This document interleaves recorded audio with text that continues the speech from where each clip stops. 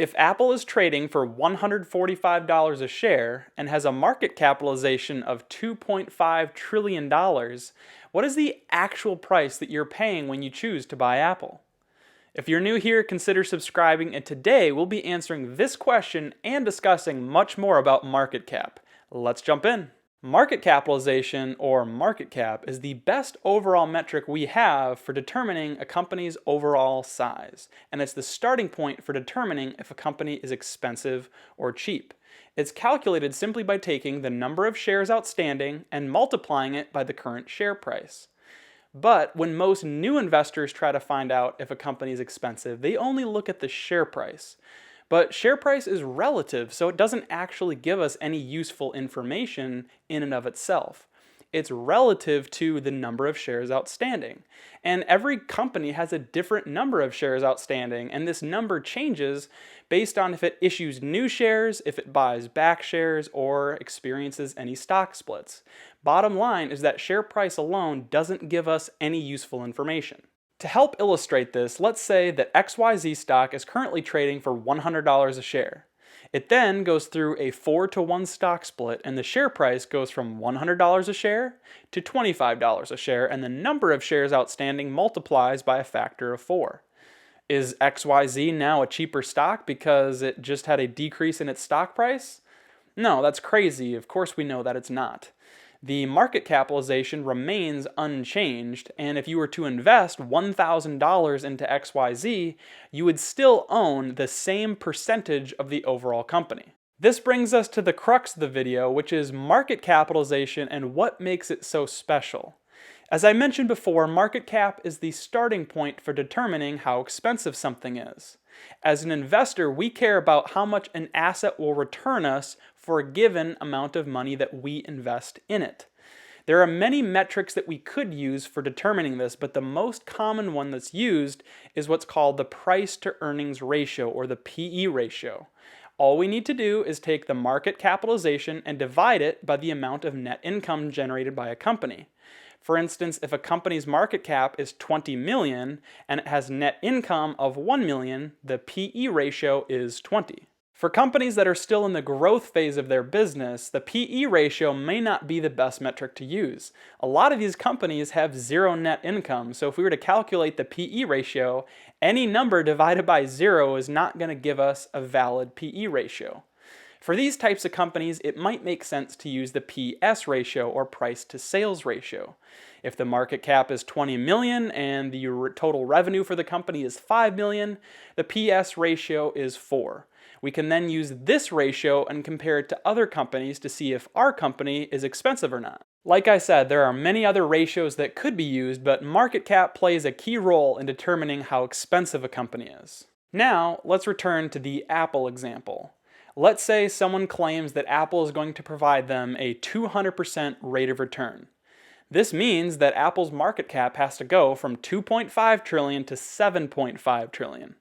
Apple's a great company, and I'm not saying this isn't going to happen over the coming years.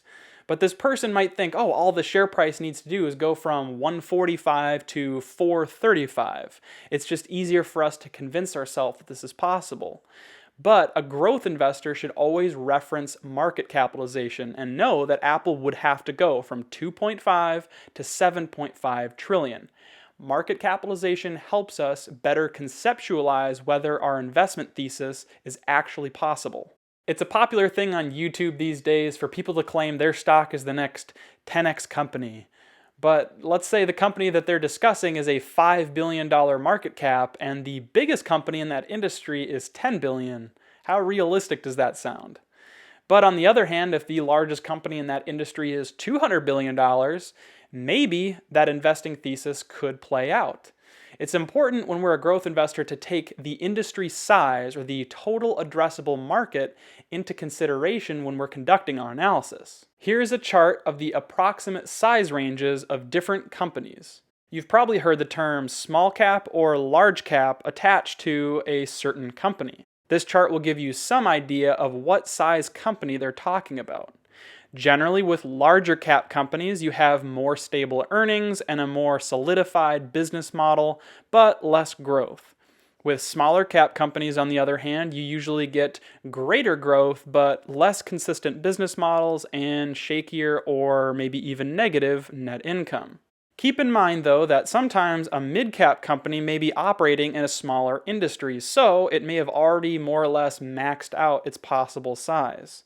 On the other hand, a large cap company could have lots of room to grow if its industry is incredibly large. It just depends.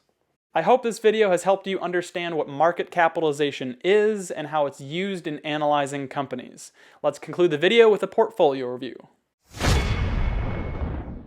Over the past week, the portfolio was up just under 1% as far as performance goes, and while I did not purchase any shares of stock, I did have 2 short call option positions in Micron and Smile Direct Club that expired worthless this week, which is a good thing because it means I was able to keep 100% of the premium that I collected.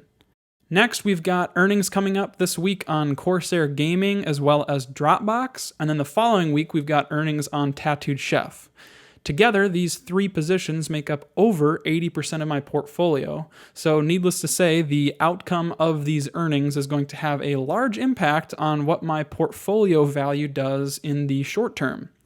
All 3 companies have reported strong quarterly earnings over the last couple quarters, so hopefully that continues into the future, and no matter what happens, I'll be covering that on a future portfolio review.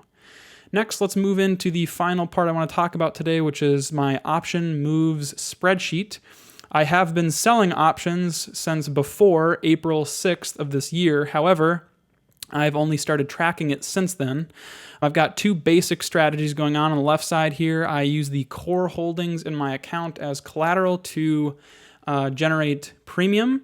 On the right side here, I'm tracking the performance of my second strategy, which is selling primarily naked put options using margin as collateral, which means that I don't have to actually have cash set aside to sell a cash secured put. I'm able to use my margin as collateral in the event that these shares get assigned to me. So far, the strategy has been working very well in just this amount of time with a fairly small percentage of my overall portfolio allocated to this strategy. I've still been able to generate $1,208 just using margin as collateral with this strategy. Together, over the last 4 months or so, I've been able to collect just over $2,000 in premium in this account, which I think is fairly impressive. This number, by the way, includes some of the trades that have not gone well, and I do have several trades that have been losses, but overall, this strategy is one that I do believe I'll be able to continue into the future fairly reliably. I've been dialing in my strategy and plan to talk about it a little bit more in future videos. If you've made it this far in the video, thank you so much for watching. Don't forget to like the video, please consider subscribing, and until that next one, peace.